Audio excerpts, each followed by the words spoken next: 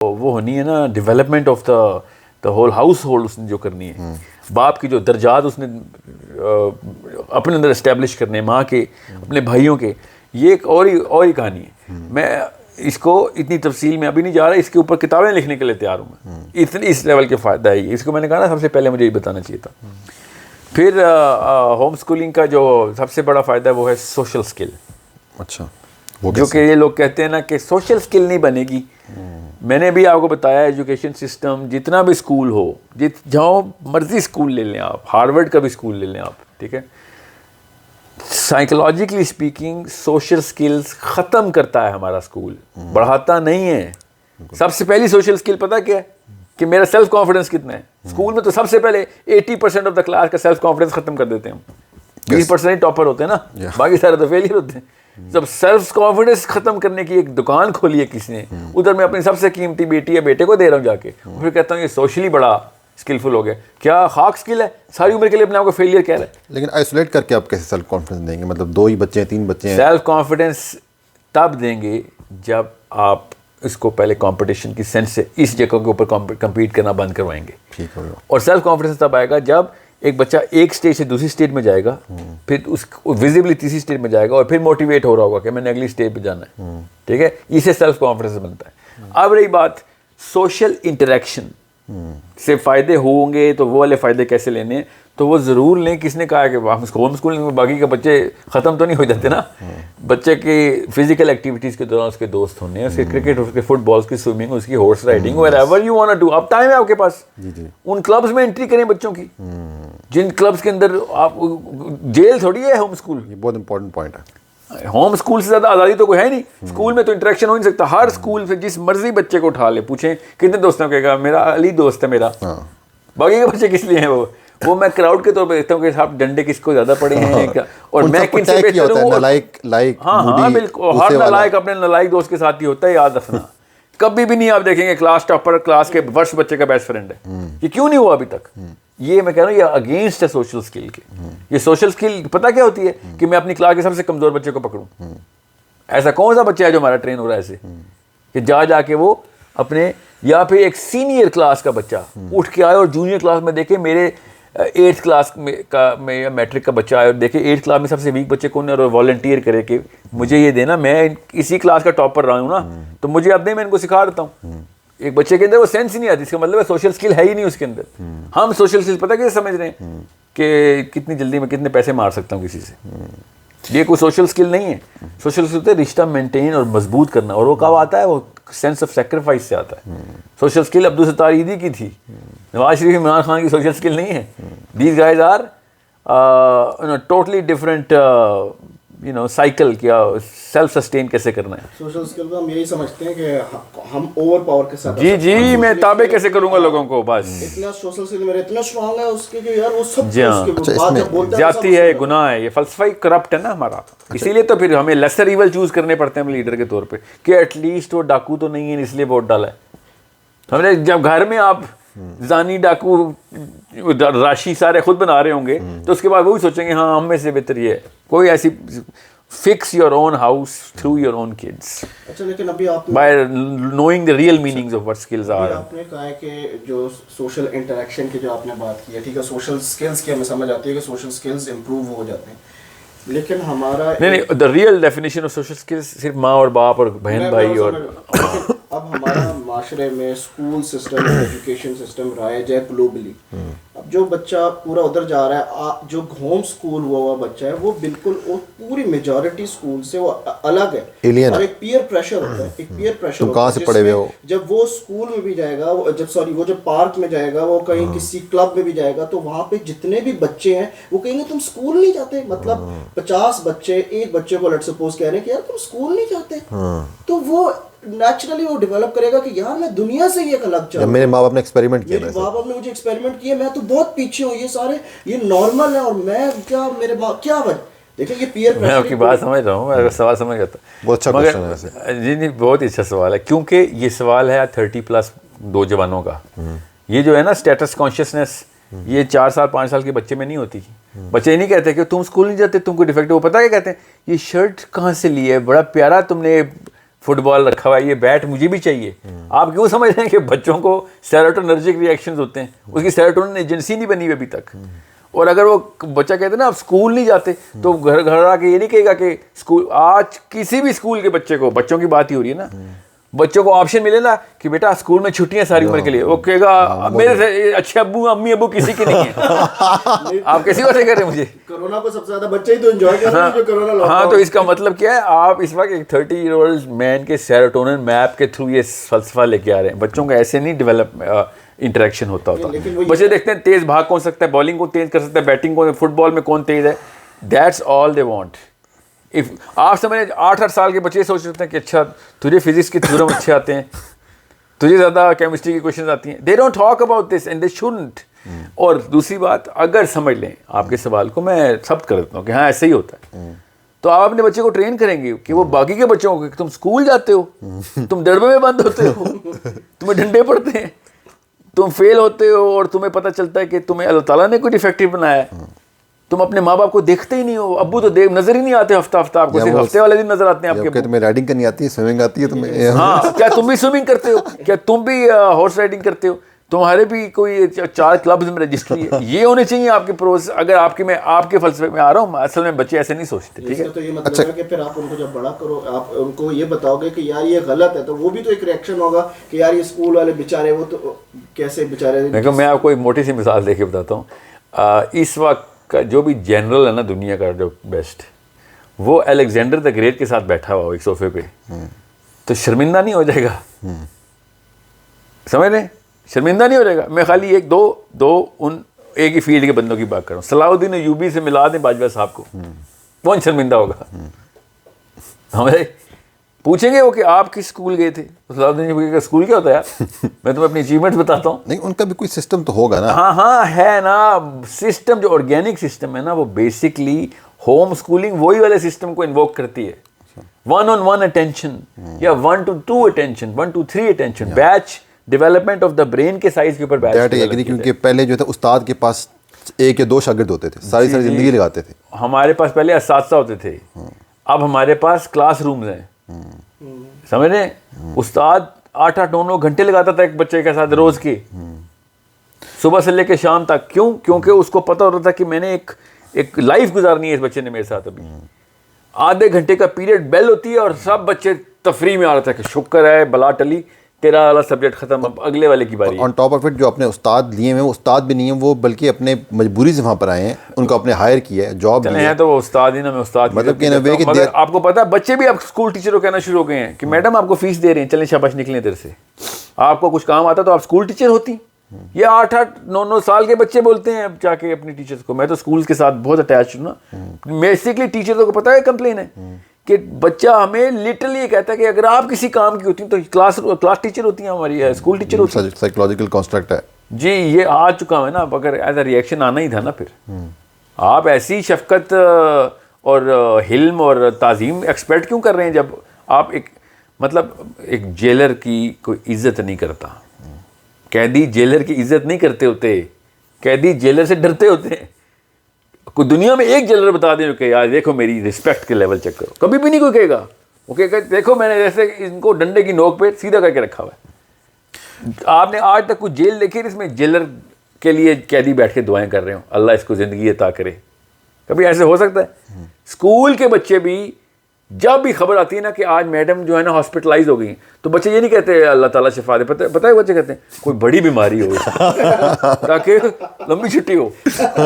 आपको पता है ये बॉन्डिंग हो रही है हमारी। आप इसको सोशल स्किल कह रहे हैं, ये सोशल स्किल के एग्जैक्ट ऑपोजिट है ये सारी चीज़ें। अच्छा, इसका मतलब है कि हम जो जिस तरीके से हिस्ट्री में पढ़ते हैं, मोहम्मद बिन कासिम के 17 साल में लीड कर रहा है एक पूरी बटालियन को, पूरी कमांड, बल्कि बटालियन नहीं पूरी एक आर्मी को लीड कर रहा है। तो क्या ये उस वक्त वो एक स्कूल सिस्टम की बजाय एक जो आपने बोला था कि ब्रेन डेवलपमेंट के हिसाब से चले, जिस वजह से वो 17 साल आई डोंट थिंक, मेरा नहीं ख्याल कि मोहम्मद बिन कासिम की कोई इस तरह की ब्रेन बेस्ड डेवलपमेंट हुई। वो तो अलग बात है, उन लोगों के एक उस वक्त सिस्टम ही ऐसा था कि जिसमें सबसे ज़्यादा हम करीब आए थे। देखिए हमारे सबसे ज़्यादा करीब जिस अल्लाह के नबी अलैहिस्सलाम से तो कोई नहीं बेटा समझता ना कि दिमाग कैसे डेवलप होता है। तो सहाबा की तरबियत कैसे कर रहे थे वो? साहबा हर वक्त चिपके रहते थे अल्लाह के नबी सल्लल्लाहु अलैहि वसल्लम से। कोई क्लासरूम होती थी, खुद सोचें तो सही। अबू बकर सिद्दीक कहते हैं मुझे 8 साल में सूरह बकरा सिखाई अल्लाह के नबी सल्लल्लाहु अलैहि वसल्लम ने, 8 साल में एक सूरत। उमर, हाँ उमर कहते हैं 10 साल में सिखाई है, ठीक है। आप गौर से सुने, हज़रत उमर ने एक सहाबी के साथ, अब ज़रा माश के मसाइल भी तो थे, सारे गरीब थे साहबा, तो एक सहाबी के साथ उनका एक डील थी मोस्टली कि मैं बकरियाँ चलाता हूँ, डेली वेजिस के थे ना ये लोग, तो उस दिन तुम बैठना अल्लाह के नबी सल्लल्लाहु अलैहि वसल्लम के साथ, रात को मुझे सिखा देना, अगले दिन मैं जाऊँगा और तू निकली भाई। पूरे दिन का क्लास हो रही है, समझने की कोशिश करें। अब 8 साल का दरस निज़ामी हमारा, दारुल उलूम का 10 साल का आलिम कोर्स, कुरान भी सिखा रहे थे पूरा, हदीस भी, जुरिस्प्रूडेंस भी, फ़िक़्ह भी 8 साल में। उधर एक सूरत अल्लाह के नबी सल्लल्लाहु अलैहि वसल्लम अबू बकर सिद्दीक को सिखा रहे हैं। तो सोचें, अली बचपन से अली बिन अबी तालिब अब अल्लाह के नबी सल्लल्लाहु अलैहि वसल्लम की सोबत में ही पले, ठीक है। सल्लल्लाहु अलैहि वसल्लम कायनात का सबसे बड़ा आलिम अल्लाह के नबी सल्लल्लाहु अलैहि वसल्लम के बाद अली बिन अबी तालिब है। क्यों? क्योंकि वो बचपन से उस मॉडल के ऊपर चल पड़े। अब मैं क्या समझाऊं कि वो best example of home schooling, इससे बेहतर है कोई एग्जांपल? अगर होम स्कूल हुआ बच्चा तो फिर अली बिन अबी तालिब के मॉडल पे पहुंचेगा। क्योंकि मैं आपको सबूत देने की कोशिश कर रहा हूं कि अंबिया से बेहतर तो नहीं पता ना कि दिमाग के अंदर क्या क्या स्टेजेस हैं, ठीक है। सो हमें सुन्नत के थ्रू भी यही पता चलता है कि फुल अटेंशन देनी एक बच्चे का मिनिमम हक है। एहसान नहीं कर रहे बच्चे के ऊपर कि बच्चे को पूरी तरीके से अटेंशन दे रहे हैं। अब आप खुद अगर ऑप्शन दें कि सर 1/50 की अटेंशन ज़रूर दे दें मुझे, और एक क्लास टीचर को तो डिवाइडेड बाय 30 करें ना, 30 तो टीचर होते हैं एक बच्चे के, ठीक है। 1/50 मुझे एक टीचर देगा और उसको आधे घंटे के बाद टीचर ही बदल दूंगा मैं। तो उसने क्या खाक बॉन्डिंग करनी है और समझना है और पढ़ना है उसने। अच्छा ये चले, ये सब आपकी बात क्लियर हो गई कि होम स्कूलिंग के फ़ायदे क्या हैं और उसके क्या। देखिए होम स्कूलिंग बेशक ना करें, देखें इस बात से कोई बायसनेस ना आ जाए। मैं ये रहा हूँ कि ब्रेन डेवलपमेंट अल्लाह के सिस्टम के ऊपर अपने बच्चे को पढ़ाएं। जो जिसने मेरा असल में सवाल यही था जो आप कह रहे हैं। चले अब तो बच्चे स्कूल सिस्टम से गुजर रहे हैं, ठीक है। बहुत से आप कोई 5 साल का है, कोई 6 साल का, 10 साल का है, 15-17 साल के। जी हाँ, अब उनकी ब्रेन डेवलपमेंट जिनको नुकसान हो चुका है, देखिए अगर इस स्कूल सिस्टम का जो 12 साल के आगे के बच्चे हैं, जिनको नुकसान हो चुका है, उनको हम किस तरीके से अब थोड़ा फायदा दे सकते हैं या उनकी सोच में बदल कर सकते हैं? अच्छा सवाल है। नुकसान हो चुका है उसको किसी तरह ठीक कर देखें इसको वापस उसी ऑर्गेनिक सिस्टम में ट्रीट करें ना। अब 12वें साल और 40वें साल के बीच वाली जो फेज में बच्चे आ चुके हैं ना, आप उनकी बात कर रहे हैं, ठीक है। उनका मेजर नुकसान तो कर दिया आपने। मैं जल्दी से अगले 30 सेकंड में आपको बताता हूँ कि IQ ड्रॉप कब करते हैं हम। पहले और तीसरे, 1st to 3rd ईयर के अंदर इन्फेंट जब होता है ना बच्चा, पहले साल का और तीसरे साल, सबसे मेजर IQ ड्रॉपर हमारी माएँ होती हैं उस वक्त।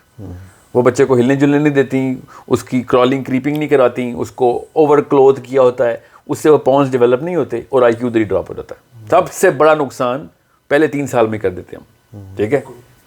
ये उसकी रिकवरी नहीं है कोई। अब जब फिजिकल पार्ट है ना, वो हार्डवेयर ही नहीं बनने दिया तो आपने सॉफ्टवेयर पे कितना काम कर लेना है। तो ब्रेन की कैपेसिटी जो होती है ना, वो 2 तरह की होती है। एक उसकी पाउंड्स की काउंट, कितना नंबर ऑफ पाउंड्स क्रिएट किए गए हैं, वो डक्टाइल मूवमेंट से बचपन में 0 to 3 के अंदर बन रहे होते हैं। 85% ऑफ ब्रेन बन गया। अब उसको हम फ्रिज से बताते हैं ना कि फ्रिज के अंदर खाना कितना आएगा, ठीक है, वो है उसकी capacity, number of pounds. Fridge कितनी जल्दी ठंडा करेगा वो उसका IQ है, वो एबिलिटी ऑफ द ब्रेन है, कैपेसिटी ऑफ द ब्रेन नहीं है। वो 7वें साल 12वें साल तक चलती है, ठीक है। 12वें साल तक उसको एबिलिटी बढ़ा सकते हैं। अब एक बच्चे का ब्रेन ही छोटा कर दिया है तो कितना बेचारा ने तेज़ी कर लेनी है। तेज़ तो कर सकते हैं मगर उस छोटी सी मशीन को ही तेज़ करेंगे। इसकी मिसाल ले लें गाड़ियों से। अब एक गाड़ी का इंजन ही छोटा है तो जितना मर्जी उसको तेज़ भगाएं, वो बड़ी गाड़ी से, बड़े इंजन से कम्पीट नहीं कर सकती वो, समझ रहे। इसलिए मैंने कहा ना कि इस एजुकेशन सिस्टम से पहले वाले जो लोग थे ना, उनकी कैपेसिटी इतनी बड़ी थी, इसलिए बड़े बड़े काम करके वो एस्ट्रोनॉमी के सारे लॉज 400 साल पुराने हैं, सारे लॉज, बायोलॉजी के सारे लॉज, फिजिक्स के सारे लॉज इस एजुकेशन सिस्टम को प्रीडेट करते हैं। तो मैंने क्या चार डालना है इस एजुकेशन सिस्टम का? फिर छोटे छोटे गुलाम और बोने पैदा कर रहे हैं हम, समझ रहे। तो अंडरस्टैंड कि पहले 3 साल के अंदर नुकसान करना बंद करें। इसका एक अलग से प्रोग्राम मेरा रिकॉर्डेड है, उस पर ज़रूर जाएं, ढूंढें उसको, नहीं तो हम कोशिश करेंगे इस प्रोग्राम के रेफरेंस चेक कर दें। उसमें भी मैंने इतनी तफसील नहीं की हुई, इसके लिए सेपरेट सेशन करने के लिए मैं तैयार हूँ कि फर्स्ट 7 ईयर्स के अंदर IQ कैसे बढ़ाया जाता है बच्चे का, ठीक है, कैपेसिटी कैसे बढ़ाई जाती है, सॉरी। अब कितना डेटा मैं असेंबल कर सकता हूँ, मेरी कैपेसिटी है, कितनी जल्दी कर सकता हूँ, मेरा एबिलिटी है मेरी। 12वें साल के बाद के जो बच्चे, जो आपका अब सवाल है अब, ठीक है, 12वें साल के बाद के बच्चों के साथ क्या किया जाए, अब जो हो चुका है तो उनके पाउंड्स तो नहीं बढ़ सकते, इतना बड़ा गुनाह कर चुके हैं हम उनके साथ, अब उनके पाउंड्स, नंबर ऑफ पाउंड्स तो नहीं बढ़ सकते। तो जो नंबर ऑफ पाउंड नहीं बढ़ सकते तो एटलीस्ट उनकी जो एबिलिटी है ना वो तो बढ़ाई जा सकती है ना। अब मशीन तो छोटी कर दी हमने उनकी, मगर उस मशीन को तेज़ तो कर सकते हैं, ठीक है। तो उसको इमीडिएट बेसिस के ऊपर इस 1:50 जो रेशियो है ना हमारी क्लासरूम की, इस मॉडल से निकाल के सोलो मॉडल के ऊपर लाएं और उनको फिर वो वाले प्रोजेक्ट्स दें जो कि उनके किनेस्थेटिक मोडालिटी को ट्रिगर करते हों, और फिर उनको उनकी स्कोप पर कैपेसिटी एबिलिटी बढ़ाई जा सके। That's all we can do. Science ये कह रही है, वल्लाह आलम क्या पता हम पाउंड भी बढ़ा सकते हो, अभी तक तो ये आपने एड्रेस किया है 12 से ऑनवर्ड्स को। अब अगर आप ऐसे करें, इसको 13 से कह रहे हैं इजी, हाँ सेफ रखें। इसी के जो अभी करंटली बच्चे जो 5 साल के हैं, 6 साल के हैं, जो अभी 5-7 खींच के निकालें, उनको खींच के निकालें इस डरबों में से, तो सर डरबों से निकाल दिया, क्या सिर्फ होम स्कूलिंग ही ऑप्शन रह गई है? वैसे मैं आपसे पूछ रहा हूँ, या कोई आपके ख्याल से नहीं होम स्कूलिंग ही फिर? हाँ बिल्कुल, डरबों से निकाल के नहीं, होम स्कूलिंग में ये भी इशू है ना कि आपके पेरेंट्स ऐसे होने चाहिए थे, ऐसे दरसगाहें होनी चाहिए थी। नहीं, हर पेरेंट्स की तो ये कैपेबिलिटी नहीं है ना कि वो बच्चे को पेरेंट्स की अपनी एबिलिटी। पेरेंट्स को कौन कह रहा है होम स्कूलिंग का मतलब ये नहीं होता कि अम्मी और अब्बू पढ़ाएंगे, ये याद रखिएगा, क्या ही बात हो कि अम्मी और अब्बू पढ़ा रहे हो। तो आप उसको एक्सप्लेन करना कैसे होगा, एक पेरेंट्स हैं वो नहीं उनका हाँ तो देखें, जितना स्कूल की फीस देते हैं ना आप, जितनी भी स्कूल की फीस देते हैं आप, उससे कम में, अब तो खैर हमको ज़्यादा ही फीसें देते हैं, उससे बहुत कम में वही वाले सब्जेक्ट्स आधे से भी कम वक्त में आप बच्चे को सिखा सकते हैं। बस इतनी सी बात है। मैं 1 लाइन में तो ये एक्सप्लेन कर सकता हूँ। अब उसको किस तरीके से स्ट्रक्चर कैसे करना है, उसका करिकुलम कैसे बनाना है, क्या नहीं, वो एक लंबी बहस है वो। मगर अब मैं आपको एक मैथमेटिक्स की एग्जांपल देता हूँ। आपके O लेवल्स और A लेवल्स की मैथमेटिक्स की बुक्स हैं, उसको रिवर्स इंजीनियर करेंगे आप, आपने ग्रेड 1 तक कौन सा स्टेप बनता है उसका, तो स्कूल कहेगा हम भी तो ये कर रहे हैं, मगर वो स्कूल 10 साल में करेगा, वही काम आप 3 साल में करा सकते हैं उसको। ये मैं ज़्यादा बता रहा हूँ बाय द वे, 3 साल से भी पहले करा सकते हैं। मैं आपको एक छोटा सा मॉडल बताता हूँ ताकि आपको पता चले, क्योंकि मैं इतना मैंने जनरल स्टेटमेंट दे दिया कि लोग को बिल्कुल इस वक्त कंफ्यूज ना हो जाए। पहले 3 साल जो है ना, वो बच्चे की आपने किसी भी लेवल के ऊपर कोई तालीम नहीं करनी ही नहीं है। 3 साल तो तालीम करनी नहीं। 3 साल से लेकर 7वें साल तक, जब तक वो 7 साल क्रॉस नहीं कर जाता, मतलब मैंने 8वें साल तक कर लें, 7.5 ईयर्स तक पहुँच गया वो, तब तक उसको किसी भी किस्म के fear based, punishment based system के अंदर डाल सकते हो। मरीज है अभी तक वो बच्चा, ठीक है। उसको सुपर मोटिवेटेड वैल्यू सिस्टम नहीं सिखाएंगे आप। स्कूल में तो ज़ाहिर है उसको तकलीफें तो होंगी, उसको क्विज होगी ना, पर्चे होंगे उसके, सो ऑन सो फोर्थ, डंडे पड़ेंगे उसको, डांटने पड़ेंगी, और फिर कंप्लीट मवाजने चल रहे होंगे उसके, तो वो तो गया, उसको कहानी ख़त्म कर दी आपने उसकी। बशर्ते कि वो किसी टीचर का फेवरेट है और वो ऐसा उस्ताद उसको मिल गया जो कि उसने वो किनेस्थेटिकली ट्रेन कर रहा है, जो कि बहुत कम प्रॉबिलिटी। ऐसे तुक्के के इंतजार में तो नहीं हमने बच्चे स्कूल भेजे ना। 99% चांस ये है कि आपके बच्चे को तबाही किया जा रहा है on a psychological physiological level. Okay, so first 7 years के अंदर आप इसको एटलीस्ट 3 ज़बानें, नहीं तो 5 ज़बानें सिखाएं। This is the age of linguistics, ठीक है, ये मॉडल है मैं बता रहा हूँ। 5th ईयर में आप मैथमेटिक्स स्टार्ट कर सकते हैं। 5th ईयर से लेके 12th ईयर तक प्योर मैथमेटिक्स का कोर्स कराएं, जहाँ तक कि वो PhD लेवल की मैथमेटिक्स भी सिखाएं उसको, आपकी मर्जी है। तो जब बच्चा 9 और 12वें साल के बीच में आ जाए तो आप उसको साइंसेस स्टार्ट कर सकते हैं, ठीक है, किसी भी लेवल की साइंसेस स्टार्ट कर सकते हैं आप। वो 18वें साल तक जा सकती हैं, मगर 18वें साल के फ़ौरन पहले 15वें 16वें 17वें साल के अंदर आप ये चांस ले सकते हैं कि आप ह्यूमैनिटी सोशल साइंसेस भी सिखा सकें। मैं आपको ऑर्गेनिक स्ट्रक्चर बता रहा हूँ जो मैंने करिकुलम डिज़ाइन किया हुआ है for the pilot that we have to run for organic development of a child. आप मैथमेटिक्स आपने अर्ली स्टार्ट करवाइए, मैंने जान की तरह सा पीछे से करवाइए, वरना 7th ईयर के बाद ही करवाएं मैथमेटिक्स ईजी। 7th ईयर तक 5 ज़बानें सिखाएं उसको, और नाम टॉकिंग अबाउट वर्बल, स्पोकन, अरबी, English, French, know all the technicalities of the language. Okay, क्योंकि इसके बाद और कोई काम नहीं, वो कैसे पता चलेगा, बोल के बोलने में कौन सी मेहनत लगती है, बच्चा तो काम ही बोलने वाला करता है। इंग्लिश के लिए आपको ईंटें तो नहीं उठानी पड़ती ना, समझे। इंग्लिश हो या उर्दू हो, अरबी हो या फ्रेंच हो, जर्मन हो या चाइनीज़ हो, whatever your language your preferences, इस वक्त जो उसकी लिक्विड इंटेलिजेंस कहते हैं इसको, लिक्विड, वो जिस लेवल पे ग्रामर पिक कर रही है ना, वो अभी तक साइंस नहीं समझ सकी। मैं साइंटिस्ट हूँ इसलिए बता रहा हूँ, इंसान ग्रामर पिक कैसे करता है, वो भी 1-2 साल का बच्चा, अभी तक हमें समझ नहीं आई। इस लेवल का एल्गोरिदम किसी और सब्जेक्ट में नहीं है जिस लेवल का किसी भी ज़बान में होता है, ठीक है। उर्दू की हो, अंग्रेज़ी की हो, चाइनीज़ हो या कोरियन हो, डजेंट मैटर। आपके घर में अगर 3 अलग अलग ज़बानें बोली जा रही हैं ना, तो आपका बच्चा वो तीनों की तीनों फरावानी से बात शुरू कर देगा, अगर वो 7 साल से पहले पूरी तरह एक्सपोज है उन ज़बानों के। अगर नहीं बोली जा रही, लेट्स सपोज मैं अपने बच्चों को बोलने वाला आएगा, सिखाएं उसको, फिर कैसे सिखाएंगे? तो अरबी उसी तरह सिखाएंगे जिस तरीके से आपने उसको उर्दू सिखाई है। एक वो ऐसा बंदा जिसके सामने अरबी बोल रहा होगा हर वक्त, सिखा भी रहा होगा साथ साथ, और 1 या 2 बच्चे और उसने ऐड किए होंगे for that particular platform to develop fully, ठीक है। और अब तो YouTube पे 1000 चीज़ें हैं जो कि आप, मगर YouTube इज़ नॉट इंटरेक्टिव, याद रखिएगा। और मैं वैसे भी मोबाइल के ख़िलाफ़ हूँ, स्क्रीन के ख़िलाफ़ हूँ मैं। तो आप ऐसे बच्चे लेके आएँ जो कि उस तरह के कोर्स, अरबी के क्लास आपके घर में होती हो, समझे, फ्रेंच के लिए वो आपके दोस्त के घर जाता हो आपका बच्चा, ठीक है, सिर्फ सेफ एंड सिक्योर, पूरी तरह सुपरवाइज्ड है। आपकी जो दोस्त की बेगम है वो जिम्मा ले रही है कि ये 3-4 घंटे हमारे साथ गुजारेंगे, क्योंकि इस वक्त, अब याद रखिएगा, एक वक्त में तीनों ज़बानें सिखाने का मतलब ये नहीं है कि कोई पीरियड लग रहे हैं कि अरबी का पीरियड शुरू हो गया है तो अब उसके बाद अंकल के घर जाना है, इंग्लिश का पीरियड लेना, नो। आप बेशक हफ्ता 10 दिन का इसको पूरे पीरियड रखें इसको, कि 1 हफ्ता मेरे घर आएंगे सारे बच्चे, पूरा दिन अरबी बोलेंगे, ठीक है। उसके बाद बेशक हफ्ते का गैप देते हैं, क्योंकि 7वें साल तक आपके पास बहुत रूम होता है लैंग्वेजेस का। मैं आपको फिर बता रहा हूँ, आप हैरान रह जाएंगे, मैं साइंस के थ्रू बता रहा हूँ। 8 ज़बानें भी सीख सकता है बच्चा उस फ्लुएंसी से जैसे मादरी ज़बान सीखता है, अगर 7वें साल में उसको फुल एक्सपोजर, मतलब कहते हैं ना कैमरे के अंदर पूरी लाइट घुसा दें, तो ऐसी हाई रेजोल्यूशन तस्वीर बनाएगा वो। क्या आप उसका एक्सेंट, उसकी ग्रामर, उसकी जो सेंस है समझने की, यहाँ तक कि वो बच्चे फिर बड़े होकर अरबी के शायर भी बन जाएंगे, अरबी और फ्रेंच दोनों के शायर बन जाएंगे, अगर उसको अम्मी फ्रेंच है और अब्बू अरब है। आपकी बात से ना, मैं कुछ अर्सा पहले मैंने कोई किसी डॉक्टर की डॉक्यूमेंट्री छोटी सी देखी थी, वो पीडियाट्रिशियन था। वो कहता है कि मैंने अपनी बेटी को ना ऑब्जर्व किया, और 3 साल की एज, जो उसकी 3 साल की उम्र थी ना, उस पर जिसका उसका दिमाग चलता है, वो कहता है जो 3 साल की उम्र में जो दिमाग चलता है ना, वो प्रोसेसिंग सबसे ऑलमोस्ट यानी मैक्सिमम होती है, बहुत ज़्यादा होती है, वो बाद में भी फ्यूचर में उस तरह नहीं होती।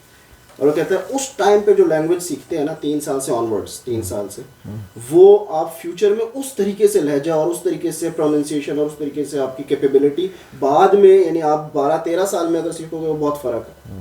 काफ़ी लंबी डॉक्यूमेंट्री थी, उसको मैंने थोड़ा सा समरी करके बताया। जी हाँ, नहीं, इसकी एक साइंस है, मैं उस तफसील में जान के नहीं जा रहा हूँ कि ब्रेन एनाटॉमी लैंग्वेज। आप फिर बताएं कि ये इस तरीके से लैंग्वेज वहाँ पे करेंगे। हाँ, पहले लैंग्वेज की एज है, बस आसान करके, फिर मैथमेटिक्स में क्यों बोल रहा हूँ, क्योंकि एल्गोरिदम की सेंस जो है ना, वो हाँ, लॉजिक नहीं, एल्गोरिदम्स, लॉजिक के थ्रू एल्गोरिदम क्रिएट होते हैं। Algorithm is a more technical understanding of how the process is run, वो मैथमेटिक्स के थ्रू आपको आ जाते हैं। सबसे अच्छा सब्जेक्ट है एल्गोरिदम सिखाने का, इसलिए एल्गोरिदम्स को मैथमेटिक्स में ही डाला गया है। इवन दो एल्गोरिदम्स को हम केमिस्ट्री या फिजिक्स में भी डाल सकते थे, ठीक है, एटलीस्ट फिजिक्स में तो डाले हुए हमने। सो जो आपकी जो साइंसिस की एज है ना, वो एल्गोरिदम्स के थ्रू ही सेटअप होती है। फिर आप इमीडिएटली ट्रांजिट करेंगे साइंसिस में, और उसकी मैथ पूरी तरीके से डेवलप हुई हुई। आप उस बेचारे उसको उस मैथमेटिशियन को तो फील्ड मेडल के लिए तैयारी कर रहे हो, उसको फिजिक्स में क्या मसले होने, ठीक है। फिर आप astronomy, geography, geology and physiology, ये सारी की सारी चीज़ें बाद में आप सिखा रहे हैं उसको, अदर देन द सब्जेक्ट्स। अब कोई ये बंदा सोचेगा इस वक्त बैठ के कि सर हम तो सिस्टम से अलग कर रहे हैं, आप तो सिस्टम से कौन अलग कर रहा है? आपका बच्चा 8वें-9वें साल में ए लेवल तक की तैयारी कर चुका हुआ है। आप जब मर्जी पर्चे दिलवाएं उसको, way ahead of system, way ahead of the game. आपका बच्चा अलग अलग क्लब्स में है, रजिस्टर्ड है, वो क्रिकेट अलग से खेलता है वहाँ पे, और कॉन्फिडेंस तो छोटा सा गिफ्ट है उसका, वो तो ऐसा कॉन्फिडेंस को क्योंकि देखिए confidence is the quotient of capability. एक बंदे को पता होना कि एक चीज़ मुझे आती है, तो कोई बंदा उसको डरा नहीं सकता। जब उसको पता है कि मैं एक चीज़ का केपेबल हूँ, फॉर एग्जांपल मुझे अंग्रेजी आती है, मुझे उर्दू आती है, अब कोई बंदा मेरी उर्दू का मजाक उड़ाएगा ना, कोई भी बंदा, तो मैं उस बंदे के IQ को जज करूंगा कि तुझे क्या बेवकूफ़ आदमी, तुझे पता नहीं है कि मुझे उर्दू आती है, तू मेरी उर्दू पे हंस रहा है तो क्या पता लहजे पे हंस रहा हो, ठीक है। या भी मुझे कह सर आप पाकिस्तानियों की तरह उर्दू नहीं बोलते। मैं आपको आसान करके बताता हूँ, ये सच्चा वाक़या है। मेरा ID कार्ड गुम हो गया था, तो मैं नादरा गया तो ब्लू एरिया के ऑफिस में, तो वहाँ पे उन्होंने कहा कि आप ये सबूत देंगे आप पाकिस्तानी हो। अब वो सारे पठान बैठे हुए थे, ठीक है, उस सेंटर में है ही पठान। कहते हैं आप पाकिस्तानी है, पहले ये सबूत दो कि पाकिस्तानी है। मैं कहा भैया वो आप सबूत देंगे आप पाकिस्तानी बातों से तो मैं पाकिस्तानी, लेकिन आप तो लग ही नहीं रही, ठीक है। आपको समझ नहीं आ रही कि मैं पाकिस्तानी हूँ, क्योंकि मेरे ID कार्ड में थोड़ा सा इशू था, मेरा फैमिली नंबर जो है ना मेरी फैमिली ट्री से अटैच नहीं हुआ था। सो इसे तो हमें तो आपका ID कार्ड समझ नहीं आ रहा है, आप तो बताएं कि आप पाकिस्तानी हैं। तो मैंने कहा भैया पहले तो मैं तो बता रहा हूँ, क्योंकि मैं जैसे ही बोलूँगा पता चलेगा पाकिस्तानी, मगर तुम सबूत दो कि तुम अफगानी तो नहीं हो तो गुस्सा आ गया, मेरा ID कार्ड अभी तक नहीं बनना, अभी तक नहीं बन सका, क्योंकि क्या किस तरीके से आपने बात करें हमसे। मैं आपको ये बता रहा हूँ कि जब एक बंदे को अपनी कैपेबिलिटी का पता होता है कि यार कैसे आपको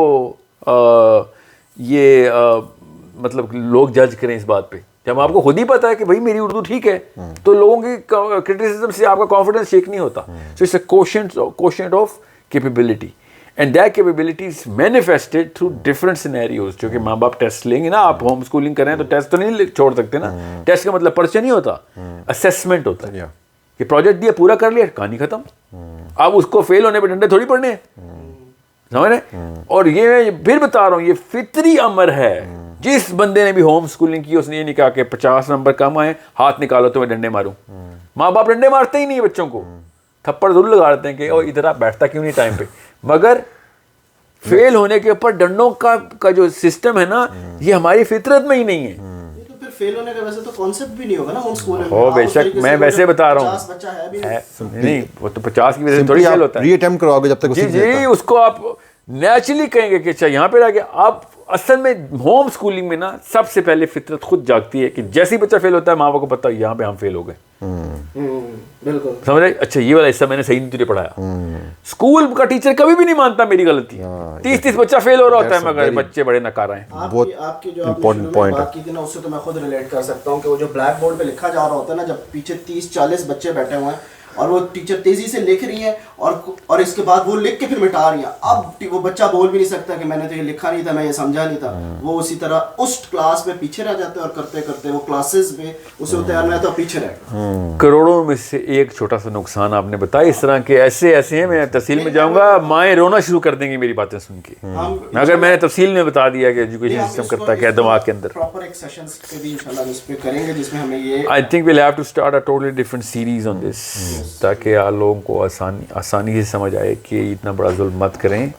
आइंस्टाइन को one last question related to इस टॉपिक से रिलेटेड हम कर रहे हैं, वो ये कि हमने होम स्कूलिंग का ऑप्शन अडॉप्ट कर लिया, इसका आप हमें बेनिफिट बताएं कि बच्चा या बच्ची जो है वो लाइफ के लिए कैसे अर्ली प्रिपेयर्ड हो जाता है और उसको लाइफ लॉन्ग क्या बेनिफिट होता है फिर इस चीज़ का, एक बच्ची के लिहाज से बच्चे के लिहाज से, दोनों।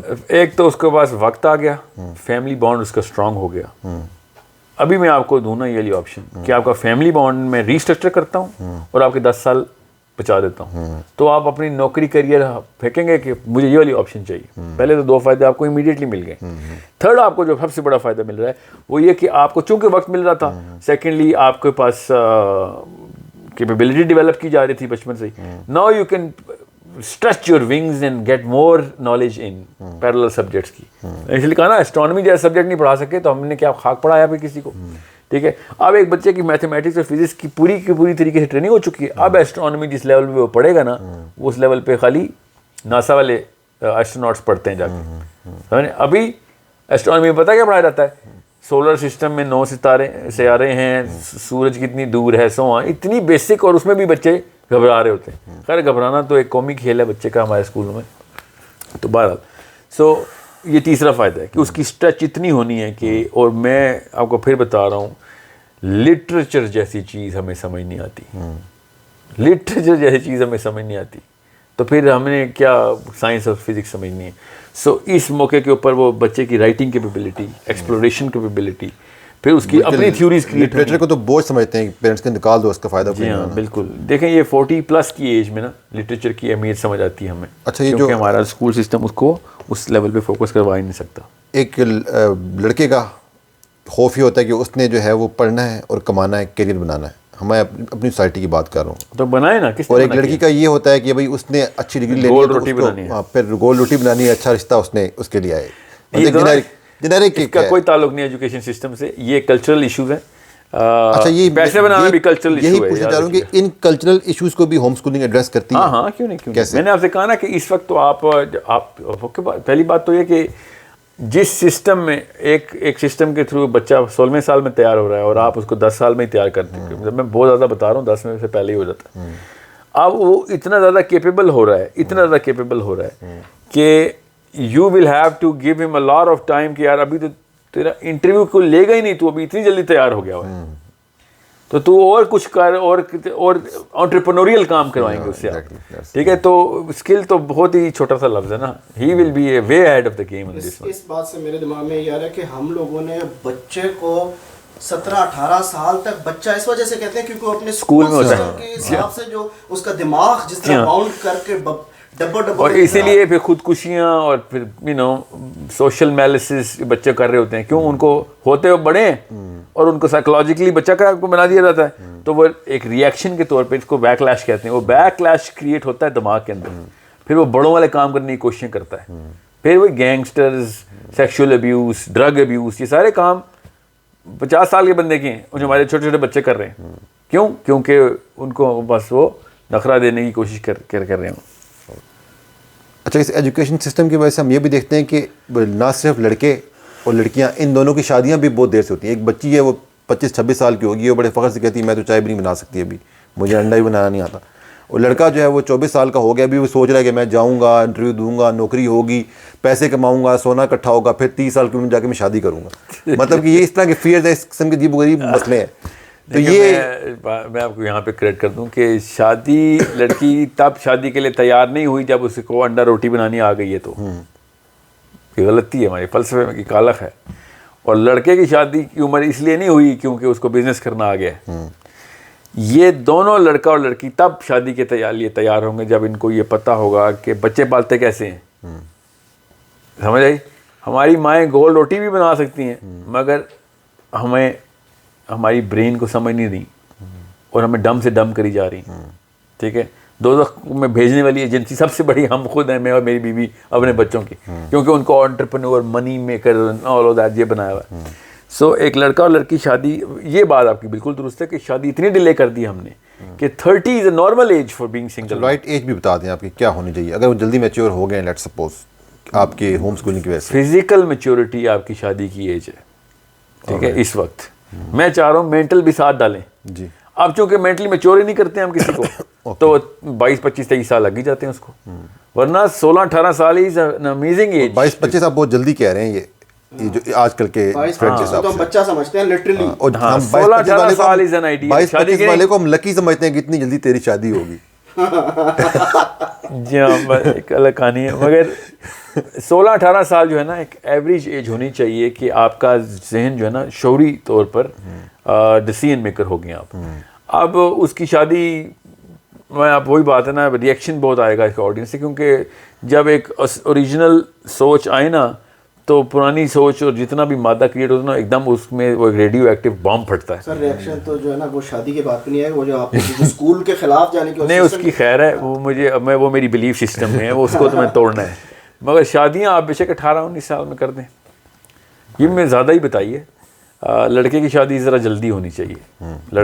लड़की की शादी को हम कितना कहते हैं लड़की की शादी इतनी जल्दी कर दी है, अभी तो छोटी बच्ची है। मुझे नहीं फ़र्क पड़ता आपने 40 साल की औरत की शादी करनी है 50 की, लड़के की शादी इतनी जल्दी होनी चाहिए और उसकी रिवर्स इंजीनियरिंग करके उसको फिर शोर भी दें, उसको डिसीजन मेकिंग सेंस भी दें, प्रॉब्लम सॉल्वर होना चाहिए लड़का। ठीक है, और उसको पता चाहिए बाप के क्या मामला हैं, बच्चा पैदा होता है तो उसके बाद उसको डेवलप कैसे करते हैं, ये 3-4 बेसिक्स उसको पता होनी चाहिए और सर्जिकली पता होनी चाहिए। ठीक है, तब उसको पता चलेगा कि उसकी वो बाप बनने काबिल हो गया। अब 18-19 साल जो है ना, आई डोंट केयर लड़कियों को, लड़कों कहते हैं अर्ली चाइल्ड मैरिज के हक में मैं बात कर रहा हूँ। आप 50 साल की औरत की शादी ना करें बेशक, मुझे कोई लड़की की एज में, मैं लड़की की एज की बात ही नहीं कर रहा हूँ, मगर लड़के की एज 18-19 की is an optimum age to get married. उसका ऑटोमेटिक रिजल्ट होगा कि जारी बात है वो फिर आई डोंट केयर, मैं उस तरफ जा नहीं रहा लड़की की बेशक 40 साल की, अच्छा एक और आदमी आपको बता दूं, अगर लड़की 30 साल की भी है मगर लड़का अगर शौरी तौर के ऊपर प्रॉब्लम सॉल्वर है, he knows what is his philosophy and has been corrected. 12 साल के इमाम शाफी मुफ्ती हो चुके हैं और हमें 18 साल में छोटा सा बच्चा लगता है हमारा, जैसे अभी फीडर पीता होगा। तो 18, 19, 20 साल का लड़का जो है ना, वो अगर शादी के काबिल है, तैयार कर दिया आपने, ठीक है, उसको पता है कि शादी के फ़ौरन बाद इज़्दिवाजी मामलात के दौरान स्पेशली बच्चों की परवरिश जो मेरी प्राइमरी प्रायोरिटी है, वो उसको समझ आ गई है, तो बेशक 40 साल की खातून के साथ भी उसकी शादी हो जाए कोई फ़र्क नहीं पड़ता। आयरों के ये साइंस के खिलाफ बातें नहीं मैं करता होता। 40-year-old woman can be married to an 18-year-old man. अब मैंने जान के लड़की की कोई एज स्पेसिफाई नहीं की, मैं दोबारा बता रहा हूँ, प्लीज़ डू नॉट, क्योंकि मैं हर दफ़ा जाता हूँ यूनिवर्सिटी के स्टूडेंट भी, सर ये तो अर्ली मैरिज, चाइल्ड मैरिज की बात कर रहे हैं। यार लड़कियों को आप जब मर्जी शादी करें, लड़कों की शादी 18, 19, 20 साल में होनी चाहिए। Okay, thank you very much.